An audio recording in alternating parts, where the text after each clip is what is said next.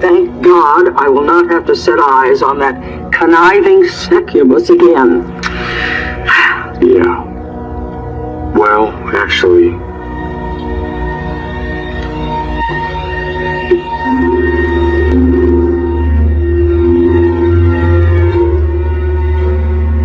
Hey guys, welcome back to my channel where I'll be doing another episode recap for today's Days of Our Lives, November 13th, 2024.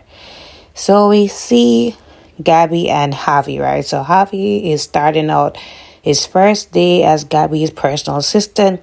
She's delegating all the tasks that she needs him to be done. However, he is in La La Land with Leo, texting, being all flirty and all of that back and forth.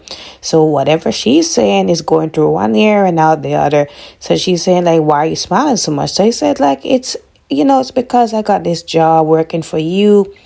And, I'm honored to be working for you. And, that's what's making me smile. So anyways, Gabby bought it. So Gabby gives him some tasks to do, which includes filing divorce papers. So Javi said, are you sure you want to go through with it? So she said, yeah, we both signed the papers, just get it over with, right? So he feels bad about all of that. But anyways, he goes ahead to go do what he needs to do. So Leo is outside the pub writing up, stuff for the soap opera, and Joy comes out. So he recognizes Joy from the headshot and he introduces himself as Leo Stark. So she said, oh, that name is familiar. You're the one that, blew up my parents' marriage. So he said, like, oh, no wonder I saw your mom in town. So I didn't even recognize that you were related to her. I didn't see the name. So again, he's getting flack for that. But I'm saying Craig was the person who should be mostly blamed for that, right? I always hate when they blame the outside person. The outside person doesn't have any loyalty to the couple. However, the inside person has more. Like, they are the ones that destroyed their marriage. So I don't think nobody should be pointing a finger directly at Leo. But anyways, he said he's sorry about that. He's going through therapy now, and he's hoping that they can work together on the set. So she's like, I hope so too. Fingers crossed. I'm saying y'all can't be professional. Anyways, she said, I understand anyways because, I'm in that predicament myself. So he said, oh, I forget you're playing opposite Fate and Arrow. You're going to be the homewrecker in their relationship. So she said, not really about the soap opera, but in real life, I am quite a bit of a homewrecker. So he said, oh, do tell. So, Leo lives for the gossip. So she didn't want to really tell him anything. And he said, come on, like, I'm not going to tell nobody. You can tell me. So at this point, Javi comes over and, they introduce, themselves and, she just decides to leave at that very moment because they started talking about who is not, texting back who and all of that. So she just made the opportunity to leave before Leo finds out what's the real tea. So they do some small catching up, a little flirting here and there. And Javi tells Leo that he's actually working for his, cousin Gabby, right? So he's also gonna send off her divorce papers to be filed. So he's like, oh, I heard about that. And Javi's saying, it was a recipe, for a disaster from the beginning. Like both of them cheated on each other. Like the husband left town and all of that. So there's no coming back. But I just feel like Gabby, as strong as she is, she's gonna be, she's broken by it all. Anyways, they started talking about meeting up later, going to a bar, having a drink, having dinner. So they agreed to meet up later on, and that was really about it. So we go to the body and soul set at the hospital, and Johnny and Alex are talking. So Alex is like, again, trying to rub it in. He doesn't read the room. So he says, ready for me to do the love scene with your wife. So of course, Johnny was still, rubbed the wrong way with that because of how he made a fool of himself that other day, accusing his wife of sleeping with Alex when it didn't happen. So he said, like, going forward, let's not talk about it. Let's just keep it how it is. So I said, fair enough. I mean, I'm sorry that, my thing with Stephanie caused that problem overall. Johnny also apologized for, messing up things with him and Stephanie. So he said, it's not your fault. Like, we should have known better not to bring that to the set. And it is what it is at the end of the day. So Johnny just also feels bad that he treated Chanel that way, and that's when Chanel actually comes in and overhears that. So she comes in, she is dreadful for, actually shooting this love scene with Alex. She's really dreading it. However, she believes that she can be professional, and she's hoping that, Johnny can put aside his actual feelings and be professional, and Alex as well can be professional. So they all agree that they can be professional, and they move forward with shooting this scene. So at this point, while Alex and Chanel get into character, Johnny's there filming the scene. So the scene goes like Arrow, he's waiting on his mom to get the cure. They found a plan to treat her condition. So Chanel's character Faith comes in, and she's happy about that. So he said, Ira said life's too short, and I really want to make the most of our time here. And they started kissing, and then they didn't show us the actual love scene, but they did film the love scene, and that it was really steamy according to Johnny. During that scene, actually, Johnny, while they were kissing, Johnny was thinking about his whole thing with Joy. So I'm gonna leave a clip here to actually show you what actually went down.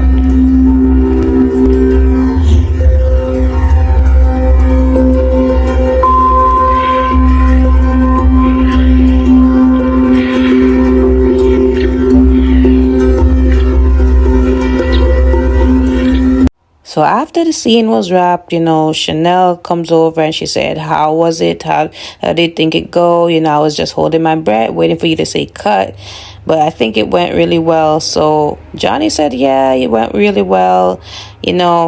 She said, I know that you was uncomfortable with this whole thing. And, he said that it's not even that. I just feel like I let you down. So she's like, why do you think so? I mean, you need to stop, beating up yourself about what happened, and we're moving forward and all that.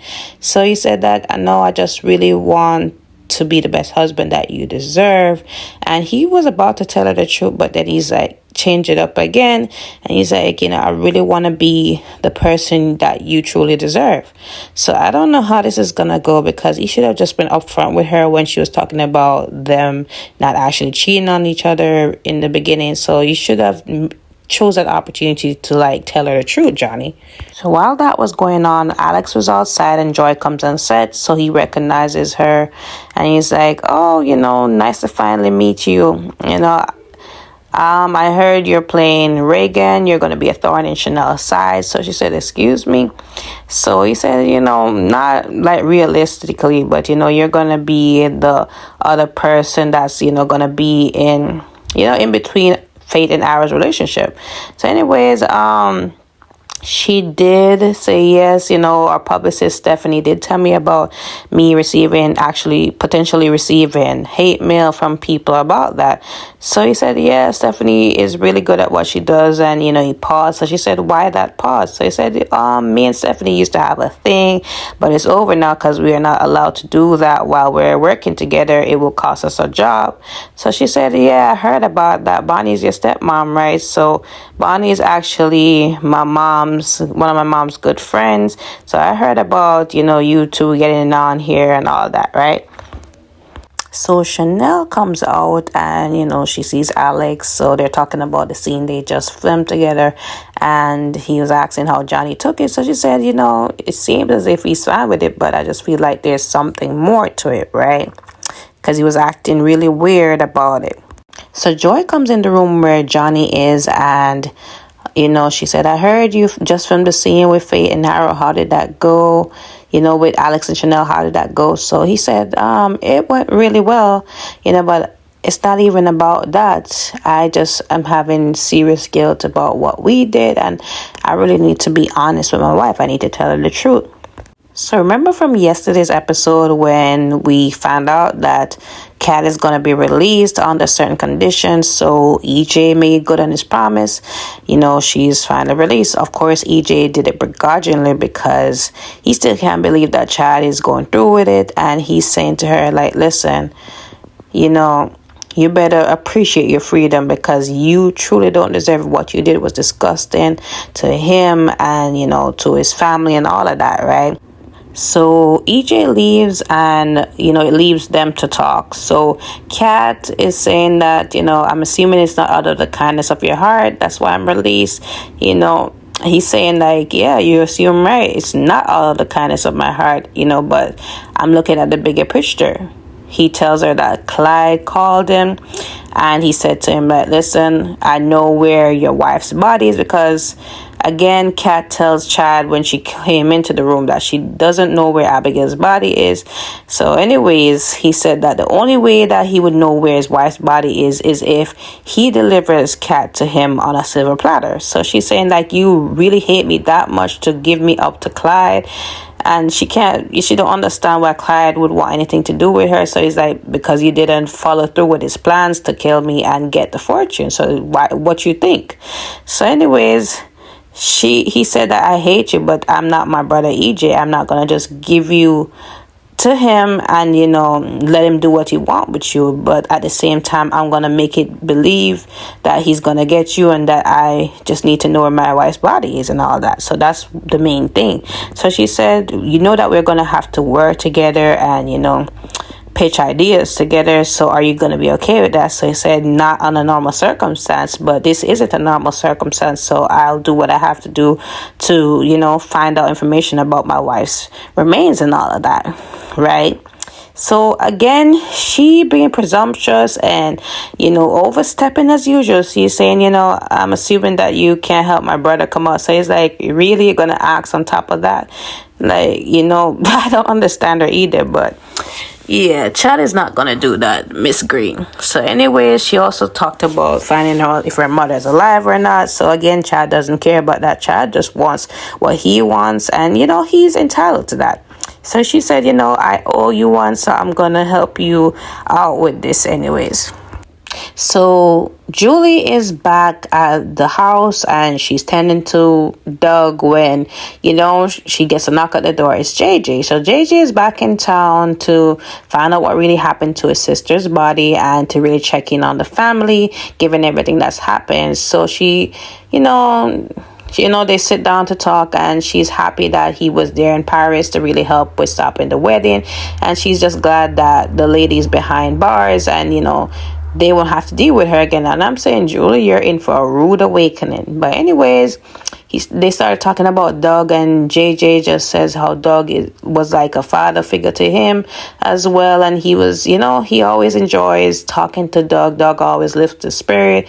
And he was instrumental in giving him a ring to propose to Lonnie. However, in the back of his head, he did tell JJ that he probably was overstepping and really, going over in this whole thing with Lonnie. However, he said that, he learned from it and he realized that it wasn't the right decision. And he did ask about Eli and Lonnie, right? So it was really bittersweet watching them talk about Doug being 98. And, I really feel for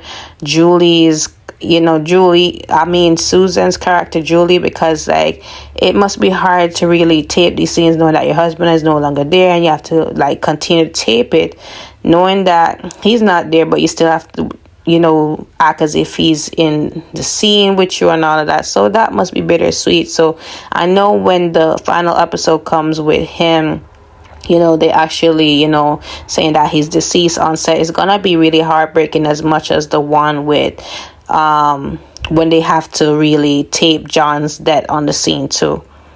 So Chad comes in and, Julie tells Chad that, JJ stopped in and he's going to be staying with them for a while. So he's happy to hear that. So she said, I'm just glad that that lady, we don't have to deal with that lady no more. What you call her? Is that line Syncubus, something like that? I don't even know what a Syncubus is.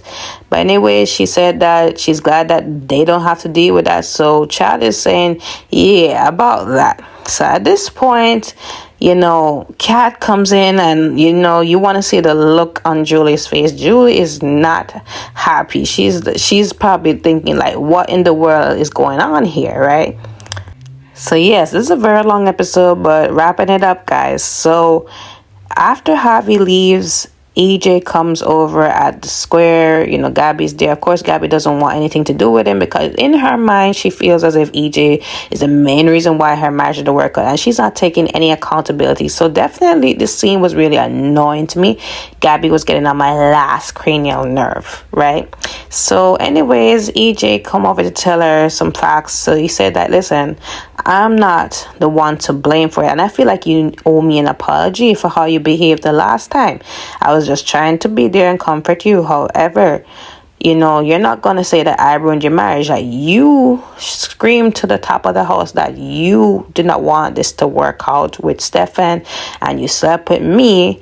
Even though I wasn't the one that came on to you, you came on to me and all of that, right? And I may have planted a seed in Stefan's ear, you know, to envision the images of me and you in bed together, and that may have, you know, forced him to, like, you know, file the divorce papers. But this was all you guys, and listen, I am gonna relish in every moment of your demise of this marriage. And on the other hand too, like, you destroyed my marriage by outing stuff that, you know, was none of your business. So she's like, listen, regardless of that, like, it wasn't your place. You should have stopped me from sleeping. And I'm like, Gabby, really?